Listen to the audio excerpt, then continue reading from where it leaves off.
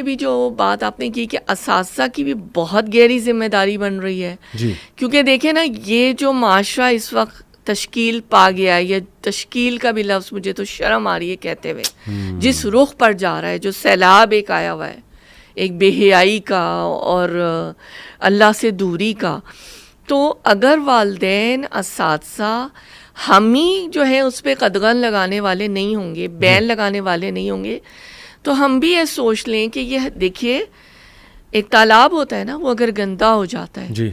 या कोई एक पानी जमा है कहीं पर, तो अगर उससे अगर हमको इस्तेमाल करना पड़ रहा है, तो ये सारा वो है, ये जो हवा है जिसमें हम सांस ले रहे हैं, जो फिज़ा है, ये सब हमारी नस्लों का मामला है। हमारी नस्लें, उनकी नस्लें और सारा कुछ जो हो, खुदा न वास्ता ऐसा ना हो कि जब जो है हम जो है तड़प रहे हो तकलीफ से कि ये हमारे ग्रैंड चिल्ड्रन क्या कर रहे हैं। चले चिल्ड्रन भी अगर महफूज हो गए तो हम इसको इतना लाइटली क्यों लेते हैं? सही बात। मुझे ये समझ में नहीं आता। सही बात। ये फ़र्ज़ है, इसको समझें और असातिज़ा अपनी ज़िम्मेदारी को समझें और खुदा के लिए अल्लाह ने ज़मीर, नफ्स लवामा जो हमारे अंदर रख दिया है, वो तो गैर मुस्लिमों के भी अंदर है। अल्लाह ताला ने हर एक को दीन फितरत पे पैदा किया, हदीस कहती है। फिर तुम वो जो बच्चा बड़ा होता है तो वो तुम उसको यहूदी या नसरानी बना देते हो या साबी जो भी, तो ये तो बुराई और जो भलाई है वो तो ज़मीर खुद बता रहा होता है, ये अच्छा है ये बुरा है। इसके लिए तो आई थिंक बहुत ज़्यादा कोई PhD भी करने की ज़रूरत नहीं है थीसिस लिखने की। सही बात। तो हम क्यों हम अपने आप को जो है वो फॉल्स जो है इम्प्रेशंस में रख रहे हैं और अपने आप को जो है वो कह रहे हैं कि नहीं अच्छा हो रहा है तो चलो जी ठीक है, जस्ट इग्नोर इट, सैलरी ले रहे हैं बस, ठीक है, हमारा सैलरी हमारा तो चल रहा है ना सिलसिला। सुभान अल्लाह। आई थिंक ये बहुत ज़्यादा एक जिम्मेदारी की बात है, एहसास जवाबदेही होना चाहिए। देखिए वो हदीस है मैम कि जब एक सोसाइटी में नहीं अनिल मुनकर का काम ख़त्म हो जाता है तो अल्लाह वहाँ पे ऐसी ऐसी बीमारियाँ भेजता है कि तुमने सुनी भी नहीं होगी। और ये वो लोग की पर्टिकुलरली मैं समझता हूँ इस हदीस में बात हो रही है जो रोक सकते हैं लेकिन स्टिल ना रोकें।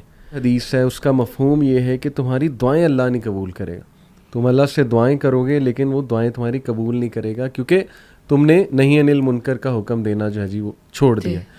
तो एक मैं बात समझता हूँ कि वही जो हमने शुरू में बात की थी कि हाँ शायद इसलिए वो घबराते हैं, वो कहते हैं कि यार हम पे कोई हरासमेंट का केस ना हो जाए कि हम किसी को समझाएं तो वो आगे से हमें ब्लैकमेल ना करने लग जाएं। तो देखिए इन चीज़ों को चेक किया जा सकता है, यूनिवर्सिटी में कुछ ऐसे रूल्स बनाए जा सकते हैं, कुछ चीज़ें ऊपर से इम्प्लीमेंट की जा सकती हैं इवेंट्स के हवाले से कि ऐसे इवेंट्स नहीं होंगे। और की भी कई यूनिवर्सिटीज़ ने आपने देखा है कि की भी इवन ड्रेसिंग के हवाले से कई यूनिवर्सिटीज़ ने टॉपिक छेड़ा, बात भी की, उस पर बहुत ह्यू एंड क्राई हमारे लिबरल्स की तरफ से आया। ऑब्वियसली उन्हें तो आग लग जाती ना, मॉडेस्टी का टॉपिक आ जाए तो वो आपको पता है कि उन्हें आग लग जाती। तो लेकिन ये कि रिगार्डलेस लोग क्या कहते हैं, देखें जो अल्लाह रसूल का हुक्म है उसको अगर इम्प्लीमेंट भी कराया जा रहा है तो I think everyone should be supportive of that. और यहाँ मैम मैं एक हदीस सुना दूँ, अल्लाह माफ़ करे, जो स्कैंडल्स आजकल देखने को मिल रहे हैं यूनिवर्सिटीज़ के, जो न्यूज़ आ रही हैं कि इवन प्रोफेसर्स इन्वॉल्व हैं, अल्लाह हम सब की हिफाजत करे। 3 to whom Allah will not speak on the day of resurrection nor will he praise them, बात भी नहीं करेगा और मतलब वो तो दूर की बात उनकी तारीफ़ करेगा यानी बात भी नहीं करेगा उनसे। And there will be a painful torment for them, अल्लाह माफ़ करे। Number 1 an old man who commits ज़िना। तो आप देखिए कि ये हदीस उस शख्स के बारे में जो बूढ़ा शख्स ज़ाहिर है उस मैरिड होगा, और देखें अल्लाह के नबी सल्लल्लाहु अलैहि वसल्लम ने कहा कि वो शख्स जो अपनी नेबर की वाइफ से अल्लाह माफ़ करे ज़िना करता है, और वो ज़ाहिर है ज़िना तभी होगा ना जब एक अफेयर होगा, तो उसके लिए भी बहुत पेनफुल टॉर्मेंट है। बल्कि यहाँ तक अल्फाज आते हैं कि वो भी उससे भी अल्लाह बात नहीं करेगा। इसी तरह a king who tells lies and a poor man who is arrogant. चलें ये तो और हैं लेकिन रेलेवेंट हमारे लिए जो पहली है, तो मैरिड होते हुए और देखें बीवी बच्चों वाला होते हुए एक इंसान अगर इस तरफ चला जाता है तो फिर अल्लाह ही रहम करे हमारी सोसाइटी पे। और देखिए सूरह निसा की आयत है, आयत नंबर 14, मैंने जैसे शुरू में कहा मैं तो खुल के आज बात करूँगा। अल्लाह सुब्हान तआला फरमाते हैं कि whoever disobeys Allah and his messenger and transgresses his limits he will cast him into the fire to abide therein and he shall have a disgraceful torment.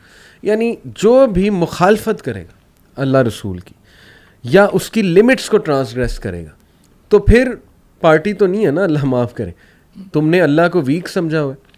यानी ये तो मैम देखें ना वीकनेस है कि God is merciful, God is merciful, God is merciful but God is not weak. अल्लाह मुहासबा करेगा, अल्लाह हिसाब लेगा। तो बस यही कहा जा सकता है कि जो इस चीज़ को ऑलरेडी रियलाइज़ करते हैं, अल्लाह उन्हें इस्तकामत भी दे, हिम्मत दे। अल्लाह ताला हमें उन चीज़ों को करेक्ट करने की भी तौफीक दे। देखें जिससे बुराई फैलती जा रही, जैसे आपने माशाल्लाह पिन पॉइंट करके बताया कि देखें मर्द औरत का इख्तलात आपस में बहुत बढ़ चुका है सोसाइटी में।